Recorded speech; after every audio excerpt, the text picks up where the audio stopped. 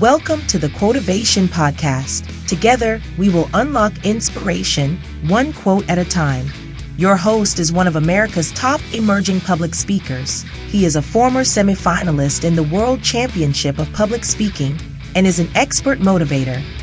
Please welcome Jody Powell.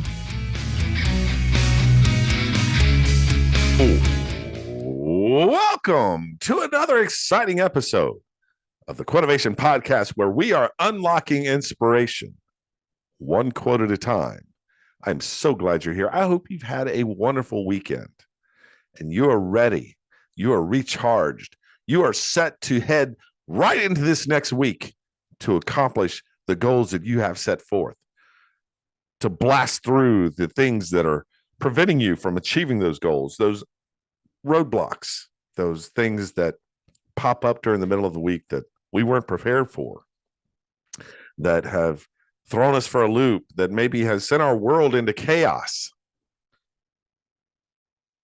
Well, you have the incredible ability to manage the chaos. And I want to say something right here. My wife hates when I say this. She hates it because every time I say it, something else goes wrong. But I'm going to say it anyway. I keep saying it. I have to say it because it's what I believe. And I want you to listen. Everything is going to be okay. Everything is going to be okay. And the reason that I truly believe that is because all of us have the ability to manage, to deal, to work with anything we've been handed. But we have to understand how to do that. We have to go headlong, full charge into whatever challenge that we're facing. No more sweeping it under the rug. No more procrastinating. Hit it head on with all your strength, with all your might, with all your knowledge. And everything will be okay. I just felt like I needed to say that this week. And I'll tell you what else will be okay. It'll be okay if you listen to the rest of this episode of the Quotivation Podcast, because it is going to be a good one. So what do you say? We get it started. And we're going to start this episode like we do every episode of the Quotivation Podcast by taking a shot of motivation. This week and every week, our shot of motivation is sponsored by Amy Real from Fairway Mortgage. Amy is the real deal in all things mortgage.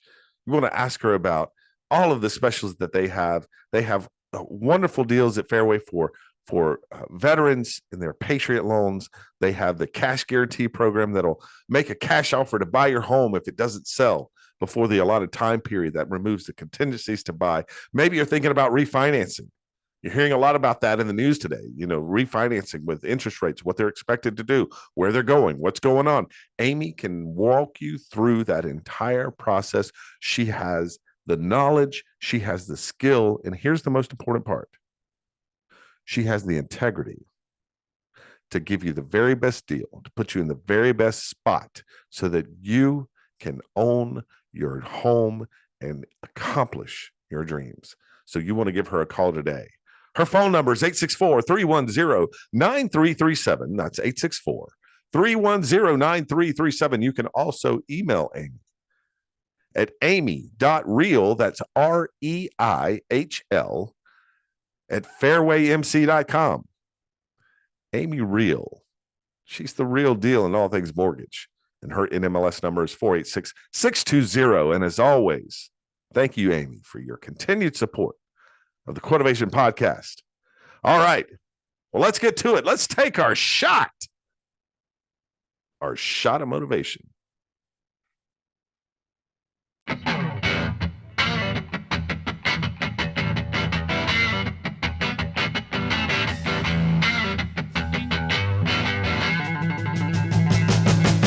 It's time for a shot of motivation, where the vibe's like taking a shot, but the high is pure inspiration. This is a quick, powerful boost of motivation to fire up your spirit. Get ready for a rapid infusion of uplifting stories, impactful quotes, and game-changing ideas. It's the swift, potent dose you need to amp up your game and win your week. It's a shot of motivation.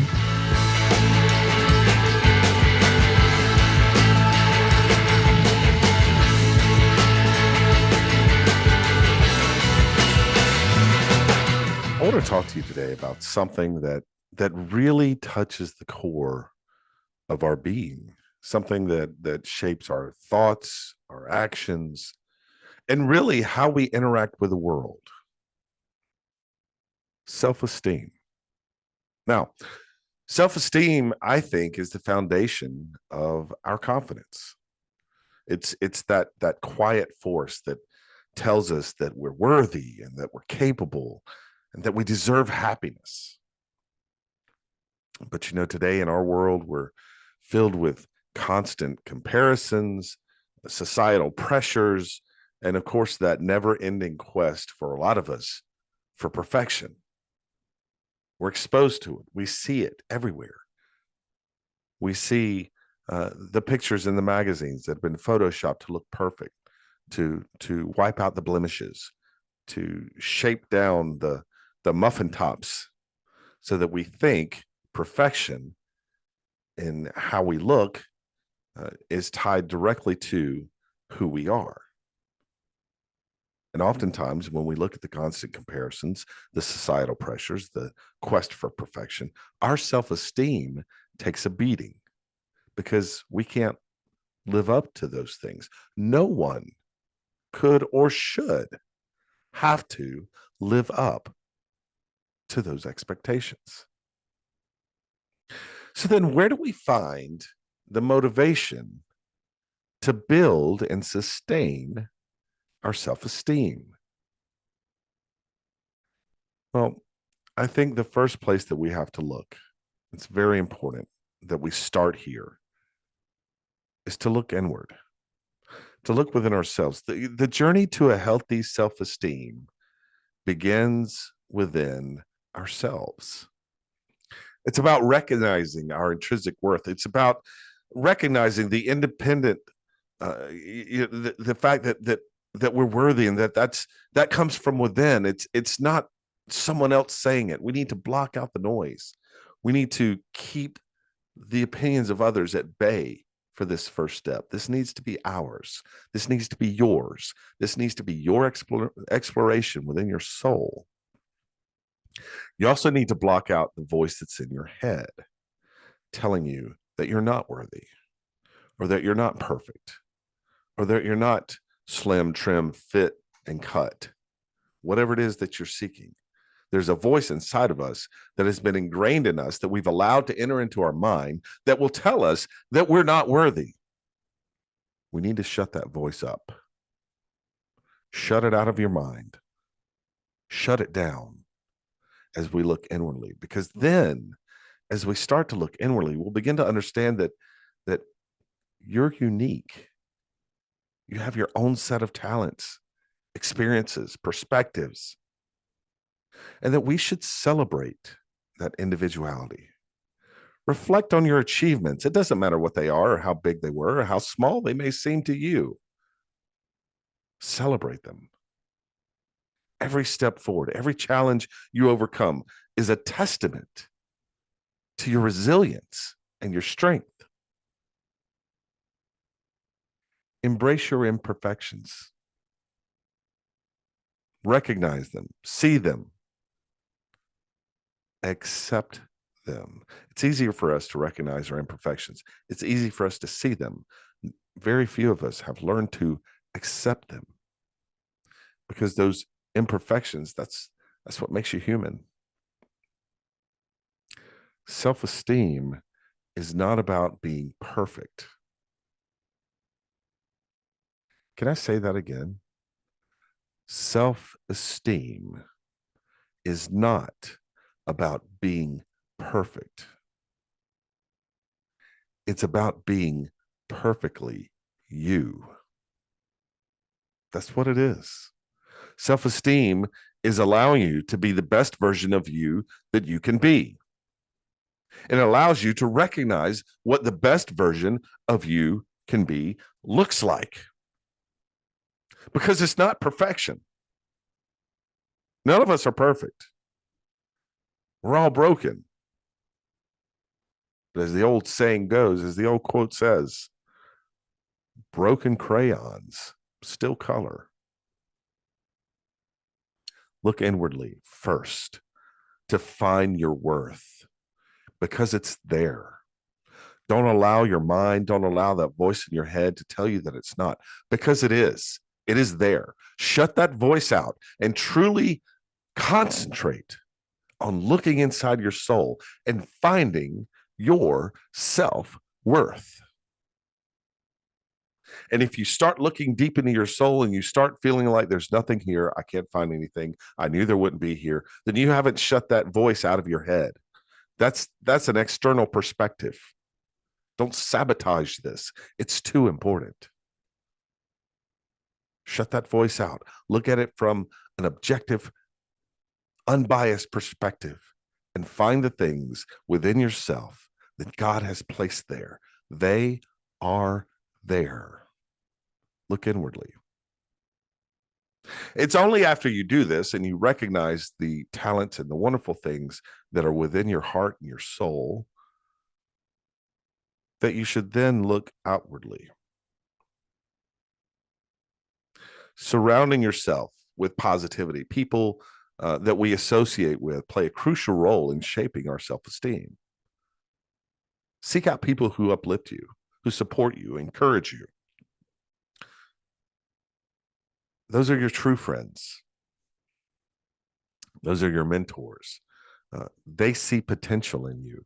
They remind you about how wonderful you are when you forget or when you let those voices in. They challenge you to grow, not by tearing you down, not by tearing you apart, not by nitpicking every imperfection, but by helping you see the greatness that's within you. Here comes the hard part. You know what I'm going to say. But you have to distance yourself from the negativity, from those who belittle you, those who undermine you, those who tell you that, no, you're not worth it. That, yeah, that is a terrible part of your personality. Yeah, that is something that's awful about you. Your environment should be a reflection of the love and respect you deserve, because you do deserve it. Get rid of the negativity. That's easier said than done in a lot of cases. You have to evaluate relationships, friendships, romantic relationships. You either get rid of it or you have the conversation and say, hey, I'm not going to be a part of this anymore. I need to be uplifted. There's some people in your life that may be negative to you that they may not even realize what they're doing, or they may think they're helping you. But it's up to you to voice how you need help. Not just that you need help, but how you want to receive it. Surround yourself with positive people. Third, another powerful source of motivation in finding your self-esteem is through acts of kindness and service.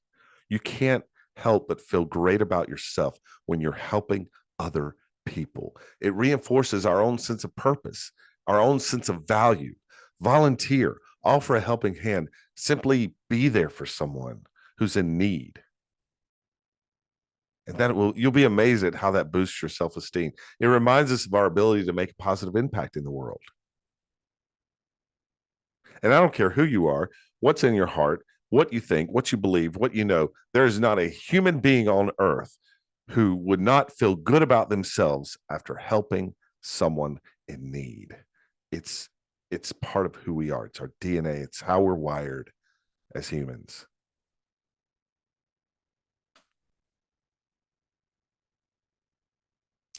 Building self-esteem, it's not a one-time event. You can't sit down and do this for 30 minutes and be fixed. It's a lifelong journey. It requires your patience, persistence, and practice. But I want you to remember something. Your value is not determined by others' opinions or external circumstances. Your value comes from within. Your value is in your heart, your soul, your spirit. So start today. Start believing in yourself. Start recognizing the incredible person that you are. Draw motivation from it, from the positive influences that are around you, from the joy of helping others, from the kindness you show to yourself. You are deserving of love, respect, and happiness. And I know a lot of you out there are saying, yeah, I am. But here's the thing. You have to be the first person to recognize that, because you have to love yourself. You have to respect yourself. You have to be happy with yourself. Why? Because you deserve it. Believe in your worth, nurture it, and let it shine. Because I'm going to tell you something. The world needs your unique light. That's how you win your week. I want to thank Amy Real, the real deal in all things mortgage, for sponsoring this week's Shot of Motivation. This has been a shot of motivation from America's leading emerging speaker, Jody Powell. We hope it helps you win your week. All right, let's get to our special guest this week. Trae Bohlen is a wife, a homeschooling mom, and a serial entrepreneur. She has 30 years experience in the entrepreneur realm, helping her family business and then branching out on her own. She's built 3 six-figure businesses, and she is passionate about personal branding and the power of brand storytelling.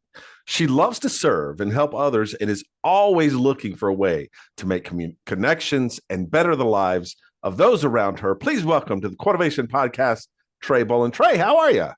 I'm great. How are you? I am doing fantastic. I can't even talk. I'm so excited to have you on the podcast. I'm doing great. I've been so looking forward to our conversation. Me too. Me too. I'm really glad that we're doing this. Yes, absolutely. And I love the fact that you have so much experience in the world of entrepreneurship. I'd love to hear more. Tell us about how you really found your niche in entrepreneurship, what kind of businesses you're into, what you've started, your experiences. Give us the lowdown on this. Yeah. So my parents are both entrepreneurs, as you just said, and I kind of was raised in it, right? So like the dinner table was the boardroom. It was where decisions were happening, but also prayers were being said over what to do next. And I really saw that. There was highs, there was lows, good times, bad times, hard times. But we always prayed about things and we always were persevering. And so it was a challenge, there was some really lean times. The 80s, the 90s were kind of challenging, similar to how we are now. And I saw that and I was like, I do not want to be an entrepreneur. I said it in the back of my mind, not out loud. Didn't want to offend my parents. Can't say it out loud. Right. Not going to say it out loud, but I think my parents wanted better for me, really pushed college, really pushed what do you want to do? And so I did end up getting an associate's degree and was doing a lot of forward facing customer service type jobs. Worked at a hotel, worked at a library, worked at a hospital, all very customer relations type scenarios. And I loved it. I got married and it was a struggle that first year of marriage, not because of our relationship, but because of the economy. It was a really tough time in 2010 for the car industry, which my husband is a part of. And I had a friend of mine who was like, I know like things are kind of hard and this is what I'm doing. And I was like, oh, that's interesting. She's a photographer, but there was a niche market of photography, newborn photography that was just emerging.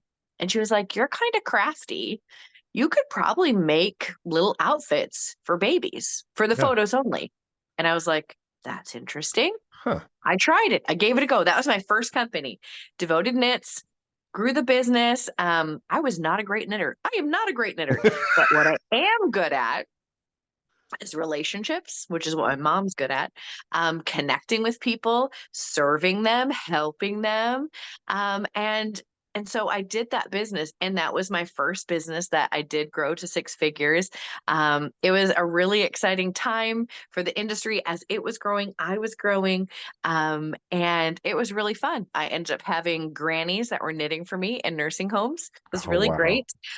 They were able to knit for me. I needed them, and I was able to pay them. So it was a really cool situation.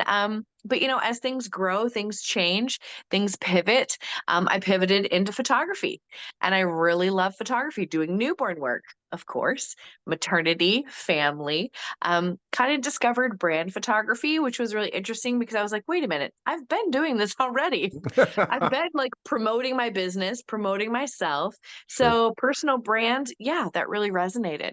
And so in 2018, I took a course, really got into it, launched that business. And of course, there's a couple businesses that I'm skipping over for the sake of the story, which we'll get back to. And then we had a global pandemic. Then things kind of like all went crazy. But Right. during that crazy is when I got mistaken for a pots and pan salesman. Yep. I was cooking all the time, right? We were all at home cooking in our homes, loving cooking. Someone was like, I want to buy that pan from you. And I was like, I'm not selling this pan. And then I thought, you know what? I am going to sell this pan. I'm going to become a rep for this company and sell these pans. And sure enough, I sold six figures worth Wow. of kitchen products Yeah. during the pandemic. People were eating at home. They're looking for those solutions. And what I found, Jody, is being ready for the pivot and ready for the next thing. That's what makes a serial entrepreneur. And that's actually what makes a good business person, Right. right? Because if our business is like this, it's strong and steady is a good thing. But sometimes the changes are the things that catapult you into the next greatness, right? Right. Right. Yeah, So, yeah, absolutely. Yeah, that's so true. I mean, we have to be able to identify the changes that are happening outside of yeah, our control and exactly. and just be able to move and adapt to those changes. That's how businesses grow and are successful. And it sounds like what you're really good at is identifying needs at the right time. Yes. And just like you said, it's this we're all cooking at home during the pandemic, or some of us who like don't cook. My wife and I, we were starving at home, praying that they don't close the restaurants because that's where we get our food source. Um, we Yeah. use the grocery store for paper products. Food source comes for the restaurants, Hey, but we're an anomaly, right? Right. So during yeah. COVID, it was everyone was at home, and so who would have thought let's sell pots and pans because that's what people are doing, and if they're doing it, Yeah. they want to do it well, right? Yes, And so exactly. that's just a great example of Yeah. recognizing an opportunity in the market and jumping on it. Yeah. And I love that.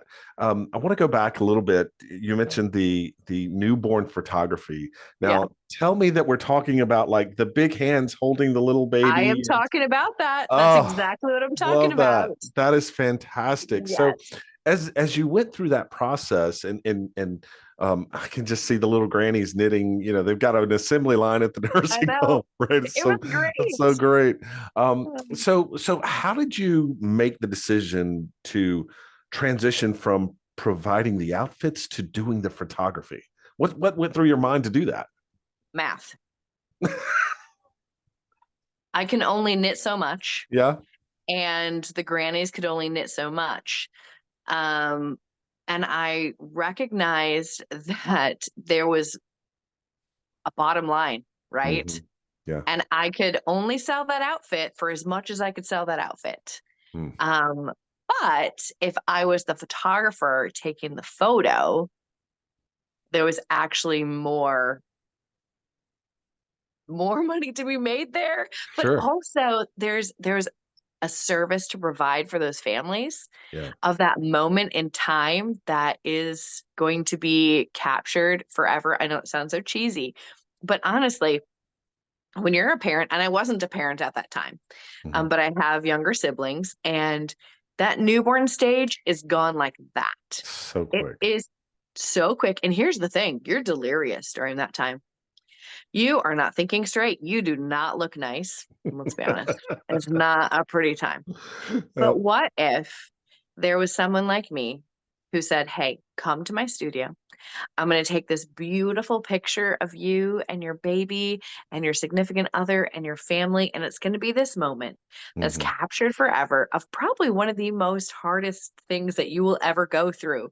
But you'll have this beautiful thing to remember it by, not to discount against the hard and the challenge. I don't want to gloss over that. But Yeah. sometimes we need something beautiful to look at and say, okay, yeah, we did that. It was hard. It was tough. Maybe I don't need a picture of the tough moments, but having a picture of this beautiful moment, and that's when I really fell in love with newborn photography, Yeah. It's kind of like, really seeing that happen for families. right. It's kind of like finding the why. Why are we doing this? Why are we going through all of Yeah. this? And the why is this beautiful picture of your newborn and the time that it is so fleeting. You're right. It goes by so fast. It Yeah. just, I tell young parents now, don't blink. Don't Oh blink. gosh, I mean, I know. it's gone in an instant. Tell me a little bit about the brand, the storytelling of personal brand. What really caused you to find that as a passion, and what drives you to learn and to promote personal branding? It's because it's what I was doing this whole time. Mm, I didn't have a name for it, yeah. right? I was just, when I got a Facebook, I was like using it like everybody else. But then I started using it like a personal diary, Hmm. kind of sharing what happened in my day, sharing highs, sharing lows, and sharing the things I love and connecting people, Yeah. and building community. And really, that is the heart of personal branding, or what the heart of personal branding should be, Mm. is sharing authentically who you are. And I can't help it. That's just how I am. And I thought, okay, I've been a business owner for, gosh, almost 14 years now. And I've utilized social media for the entire thing. Hmm. I have not done advertising. I don't have a brick and mortar. It's all been social media, word of mouth. Um, and so seeing that is how I grew my business, and realizing, okay, Jody, I am not uber thin. I am not super wealthy. I'm a decent looking person, but I'm not a supermodel. Okay. So if I could figure out how to brand myself as just a regular person, then that meant I could help other regular people do it. That you Yeah. didn't have to be wealthy, that you didn't have to be super thin or super beautiful or this, 0.9% of the population. That branding was actually for everyone. And it's a way to connect us to each other, because what it is just authentically being you, That's you right. know? Yeah. And so, yeah, that's kind of Yeah. how I fell into it. It's so important to be so authentic if you're really trying to promote and enhance your brand. And because at the end of the day, I can't tell you how to feel about me. I mean, I could tell you how to feel about me, but it doesn't mean you have to do it. But if you have that experience and you create that experience, and people trust authenticity. And let's Yes. face it, I mean, when we're entrepreneurs, when we're in business, Mhm. trust is the currency. It Yes. has to be. And if you're not authentic, if you're not relatable, if you're the Right. 0.09% of the population, chances are you're going to have a really Mhm. difficult time building that trust. Exactly. And so Exactly. it's just so important. I love that.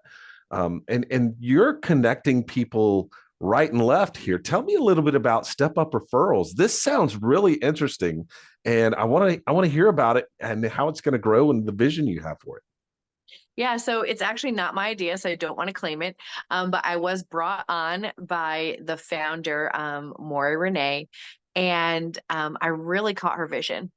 And she wants to create a community of people that want to refer to each other, and not just local businesses only, but nationwide and then globally. Hmm. So, what if you could I don't know, pop into my town and you're like, oh, I'm new here. I'm not from this area.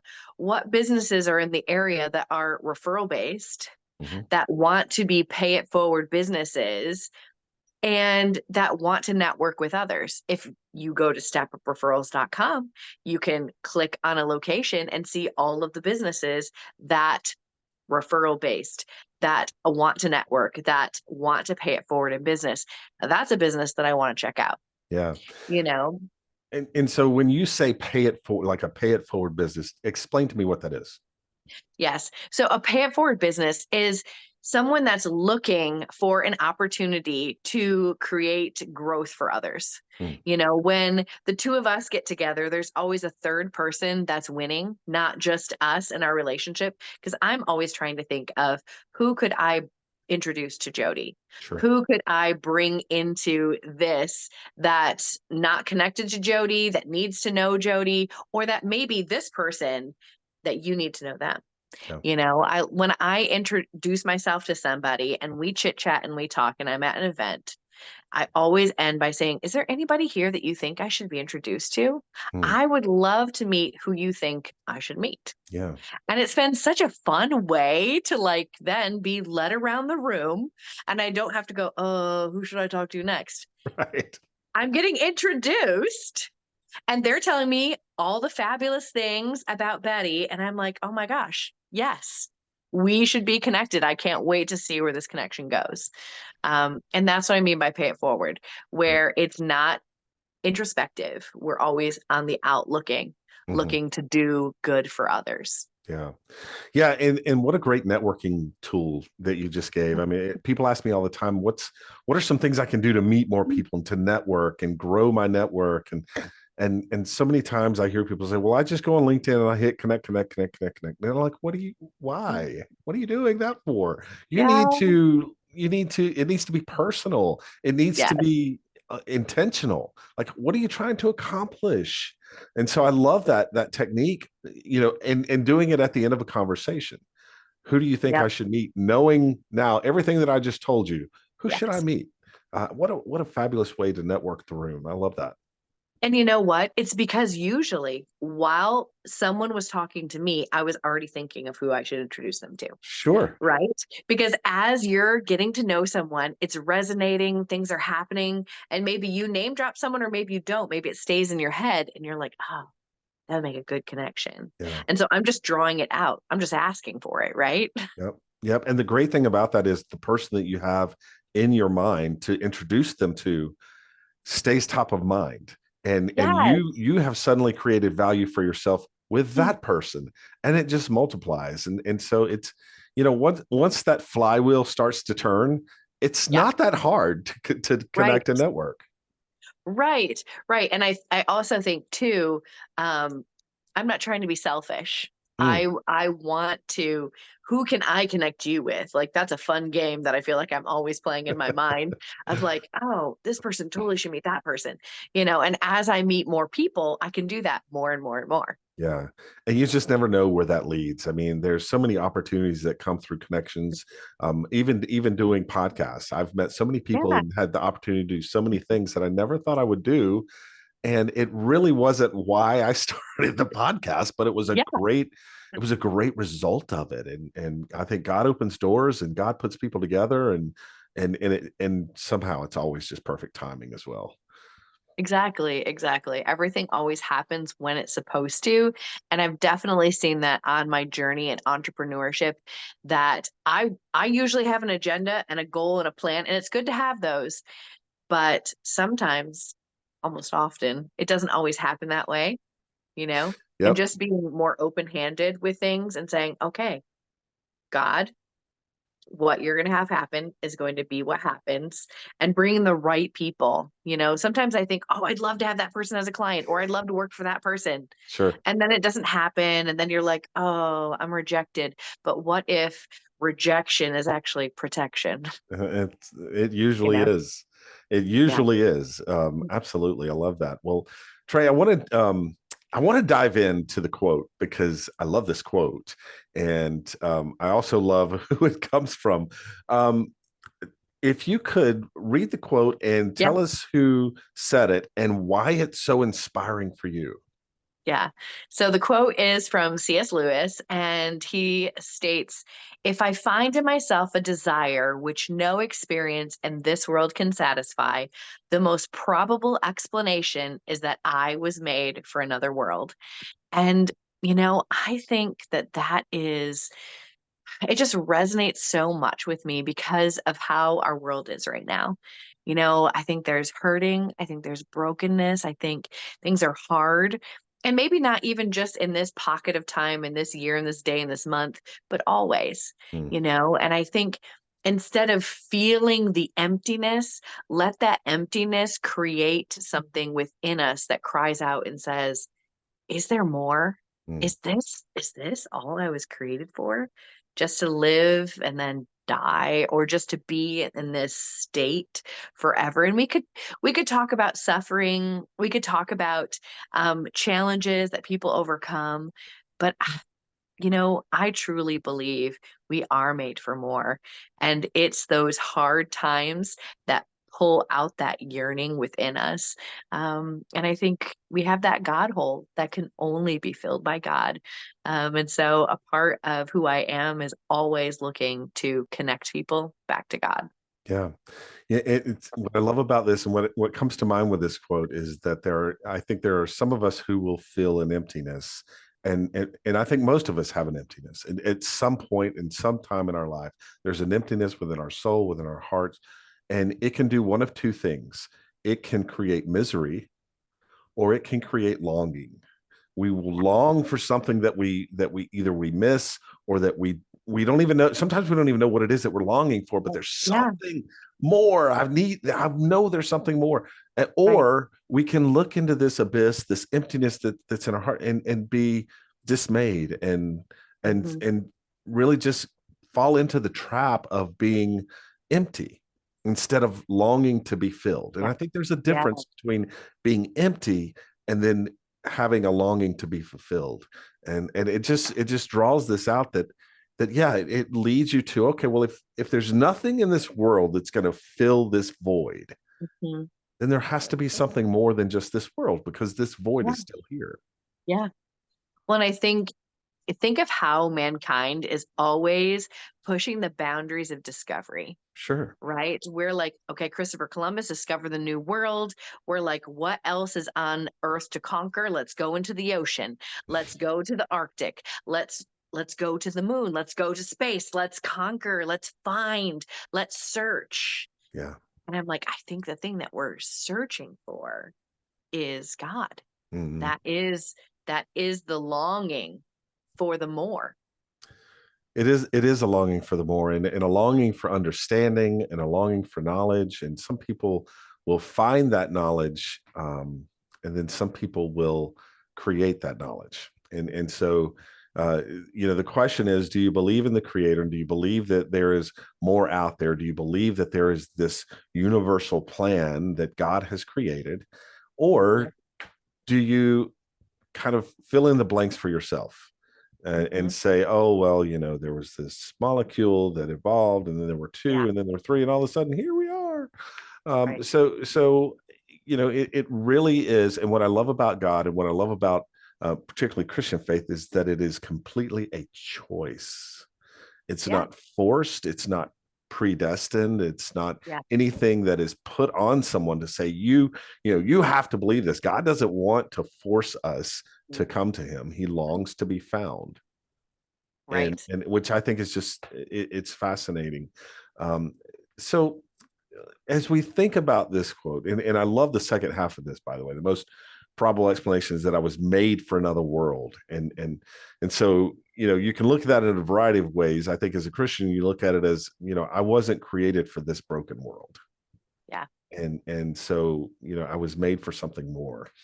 But as we think about this quote, and our desire to explore, and our desire to fill that void, many people are having that feeling every day as they drive into work, or or they're dealing with a toxic relationship, whatever the case may be.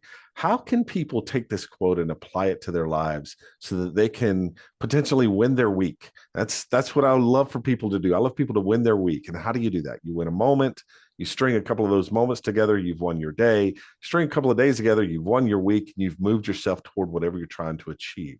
So how do people win their week thinking about this quote?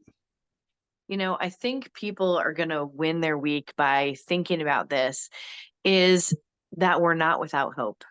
Hmm. I think there's a lot of hopelessness right now, whether or not we're thinking about the economy or the future or politics. It just feels very hopeless, right?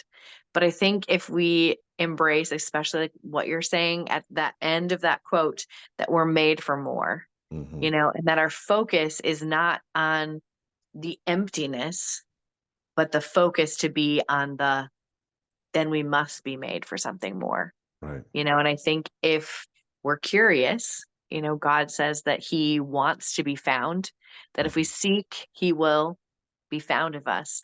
And so I think that's a big encouragement, that we don't have to be hopeless, that we can live as those with hope. And if anybody is seeking God, that he wants to be found. And I think a great place to find him is in the Bible. Mm-hmm. Start from the beginning. Yeah. God is the creator. You were made for more. Right. I think that's fantastic and truly uplifting and something that can counteract and just be the antidote for what we're facing in society. Like you said, there's so much toxicity, there's so much anger. I mean, gosh, you can't even drive down the road without somebody yelling at you, or for whatever reason. And I just feel like that there has to be something that reminds us to love each other more. We've gotten so far away from caring and loving for our fellow man, and it's almost become taboo. I mean, if you think about it, I mean, when you look at things like how people will just want their personal space. You're in my personal space, or you're sticking your nose into my business, and sure, there are people that are just there for the gossip, but there are some people there that want to pour into you, and we've lost that, and we've lost the desire to have someone pour into us, and we've lost the ability to pour into other people. And I don't know how we get it. I don't know how we get it back. I think it's interesting that, like, as you were talking, I was thinking, the more that we're made for is relationship. Yeah. And we're made for relationship with God, and we cannot have that relationship with God without being reconciled back to him through the death, burial, and resurrection of Jesus Christ. And I think that is when the loss and the longing hits the hope and the glory. Yeah. When we are reconciled back with God. And maybe that's why we're holding each other at an arm's distance. That's exactly Maybe right. that's why it's too hard to make the connection with people, is because we haven't been reconciled back to God. Not that a reconciliation or a moment in time where we trust Jesus solves all of our problems and makes everything la la la la. It's not we're off to see the wizard moment. It's more of, okay, now I have a hope. Yeah. Now I have a future. Now I have a relationship with God, and that relationship is going to be the thing that gets me through this, vast hopelessness. Yeah. Yeah. And I think too, the other thing that it really lends itself to is just the fact that we don't have to do it alone. I think a lot of times when you face hard times, when you go through tough things, when you stare into the abyss of the emptiness, you want to isolate, you want to pull yourself back. And, God can be experienced. People will say, well, how do I experience God? I can't see God. I can't. And well, you see God in others who see God. You find that in relationships with people that believe, and building those relationships allows you to see how God works in other people's lives. And it's a reflection of his love for us. And then you can begin to see, oh, well, that just happened for me. And I'm starting to put the dots together, connecting the dots, and it's starting to work. So, I think that can also be the more that we're looking for, is just, whether people want to admit it or not, we want to be in a group of people who are uplifting and encouraging and love one another. Yeah. And you don't always find that wholly and completely. I mean, we're all Yeah. imperfect, and we do things wrong all the time. But you can come into it with thinking that the best of intentions are at heart, and that's powerful. Yeah. I think the thing that I love to think about is that we were created for more. Mm-hmm. The more is relationship with God, but he didn't leave us there. That's why Mm-hmm. we have the Bible, Mm. right? We have scripture to Yeah. remind us, to help us to kill sin, to live for him. And it's the guidepost, right? Yeah. Like, yes, relationships, people around us to encourage us, but I just want to say it's not always loving. It's not always encouraging. Sometimes it's hard. It is. Sometimes it's a challenge, and people will tell you, "Hey, you know what? Shouldn't have said that. Mm-hmm. Hey, you know what? That's not the right way to think about this." And recently I was encouraged in a hard way of, you said this and that was really encouraging, but then you said this over here and that really wasn't. Mm. So I think I want to be a part of a community of people that will cheer me on and love me, but love me enough to tell me the hard things, you know? Absolutely. Yeah. And that's what we need more of in the world, No, honestly. 100%, because we can all do certain things well. It's the things that we don't do well that we need some correction and guidance and help with. Yeah. Yeah. And it's And okay to it's be true. corrected, And because then you have the absolutely. opportunity to grow, right? If I was like Absolutely. super awesome all the time, there'd be no room Yes. for growth. Oh, yes. To be super awesome all the time. I don't know that I would truly enjoy that, because when you learn and when you grow, you discover new things about yourself. And it's Yes. fantastic. Um, Trae, as we close out, I want to ask just a question about entrepreneurship. If there's someone out there saying, I really want to explore something, I have an idea, I have something I want to do, and I don't know if it makes sense, or I don't know if it's going to be a viable option, what's your advice for them? Yeah, I think there's two things that I wish someone would have told me. And so the first one is get everything legally done. Do all the yucky business and blah. I'm a creative, I'm an artist. Get someone to look at your contracts, get an accountant, do all that yucky business stuff first, get it out of the way, and then jump in. Yeah. Just jump in all, I was gonna say all your feet first, like, leave nothing on the table. I am a risk taker. So glad that I am. I think a lot of the reasons why I've been successful is because I take risks. So do the legal stuff that's not fun and then jump in. Well, that's great advice from Trae Bohlen. She has been my special guest right here on the Quotivation Podcast. Trae, thank you so much for joining us. I have thoroughly enjoyed this conversation. Yes. Thanks so much for having me. Well, that was Trae Bohlen on the Quotivation Podcast. Trae, thank you so much for this fantastic quote from C.S. Lewis. If I find in myself a desire which no experience in the world can satisfy, the most probable explanation is that I was made for another world. Well, I tell you what, Trae, this conversation has been out of this world. And I want to thank you for being on the Quotivation Podcast. Such a pleasure to chat with you, to feel the energy that you have for being an entrepreneur. Even though you said early on, I will never be an entrepreneur. Careful what you say, Trae.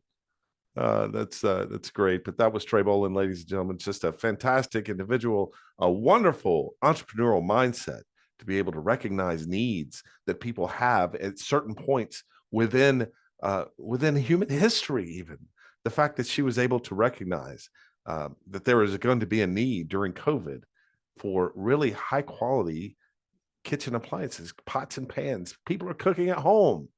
Well, most people. I mean, we were praying that the drive-thrus wouldn't be shut down, but most normal people were cooking at home, and Trae recognized that need and found a way to fill that need. That's what being an entrepreneur is all about. And certainly her faith and her experiences has led her to great success And this quote just accents and highlights the fact that, yes, we were made for something more. You were made for something more. And I'm so glad you got to experience that conversation on this episode of the Quotivation Podcast. But before you go, stick around. We have just enough time for the last slice of cheesecake.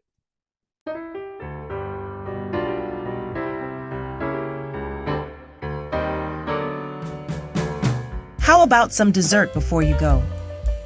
There isn't anything that can't be solved over a slice of cheesecake.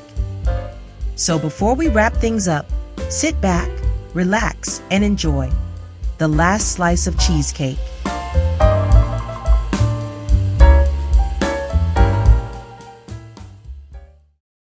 If I find in myself a desire which no experience in this world can satisfy, the most probable explanation is that I was made for another world. C.S. Lewis, a great theologian, wonderful literary mastermind, creator of the Chronicles of Narnia. C.S. Lewis, one of the great thinkers of the 20th century, and had a really profound way of putting hard, complex theological ideas into very succinct, understandable, and really easy to comprehend quotes like this one. And I think there's so much more to this quote than just what it says. And, and Trae touched on this as well. The probable explanation is that I was made for another world really does indicate that truly we were not created to live in a broken world. Now, nothing takes God by surprise. He knew that we would, but that just wasn't the intent of our creation. I don't believe that mankind is destined to live the rest of eternity out in a broken world as we are today. I believe we were made for more than that. And how many of us are searching for something to fill the void? We talked about this with Trae, looking over the edge into the abyss, into this vast emptiness within our souls, within our hearts.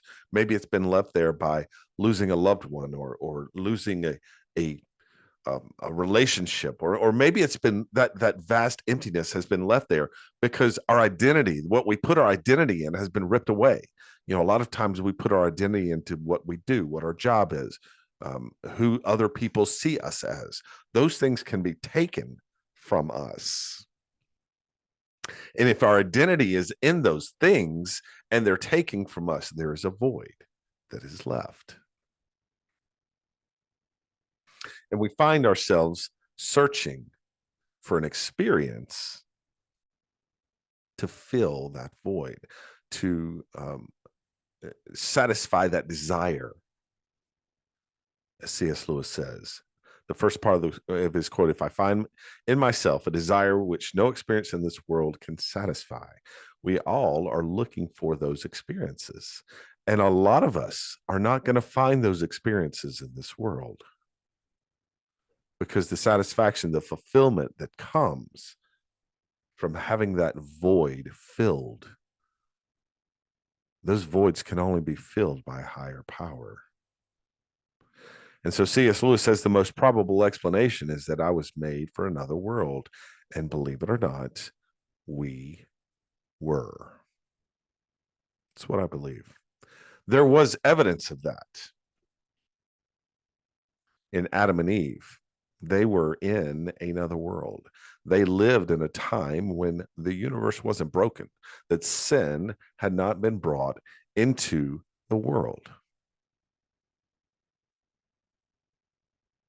And they were in this garden and they were conversing with God. They were walking in the garden hand in hand with the Creator, learning, fellowshipping, talking, just experiencing that powerful moment.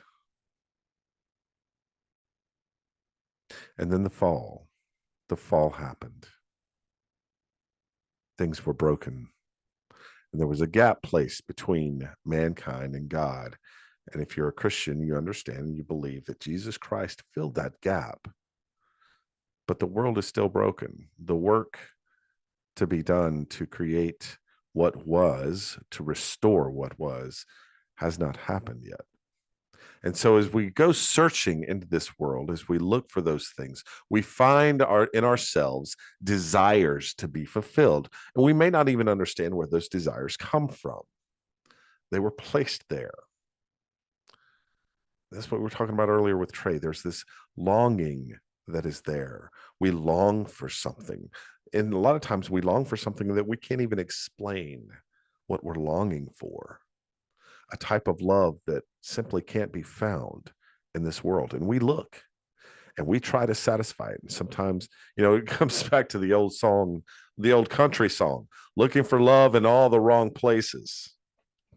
That's what we tend to do when we're searching for the kind of love that can only be given to us by the one who created us. We search for it in other things. And we come to a point that we realize that there is nothing in this world that can satisfy that emptiness. So we do one of two things. We give up. We live the rest of our lives in despair. Or we look beyond. We look beyond what we can see. We look beyond what we sometimes believe. And we search for and we find what we're looking for in the power of the one who put the desire there in the first place. That's what this quote says to me. So if you want to win your week this week, truly examine what it is that you're searching for. Understand it. Learn about it. Define it. What are you looking for in your life? Whether it's your career, your personal life, your work life, your romance, whatever it is, whatever you're searching for, there's a longing that you have. Recognize what it is. Understand it, define it, write it down. What is it truly that will fill the void that has been left in your heart, in your soul? And ask yourself this question: do I really expect there to be an experience in this world that can satisfy that void? And if the answer is, I don't think so, then maybe it's time that you look beyond this world. That you look beyond what you can see, that you look beyond what you can prove, and you find the love that you're looking for in the one who created you in the first place. That doesn't just win your week, ladies and gentlemen. That wins eternity. But I hope you win your week this week. I hope you find the definition of what it is that you're looking for, what it is that's going to fill that void, and that you begin that journey and you take that step and you open your mind to the possibility that there is one who loves you unconditionally. So I hope you win your week this week. I want to thank Amy Real, the real deal in all things mortgage, for sponsoring this week's Shot of Motivation. I want to thank Trae Bohlen for being our very special guest, for bringing us this quote from C.S. Lewis. And I want to thank you for listening. Until next time, stay quotivated. You have been listening to the Quotivation Podcast, hosted by America's leading emerging speaker, Jody Powell. If you would like to book Jody to speak at your company, conference, or next event, visit www.jodypowellspeaks.com. You can also email him at Jody, that's Jody, at jodypowellspeaks.com. Thanks for listening.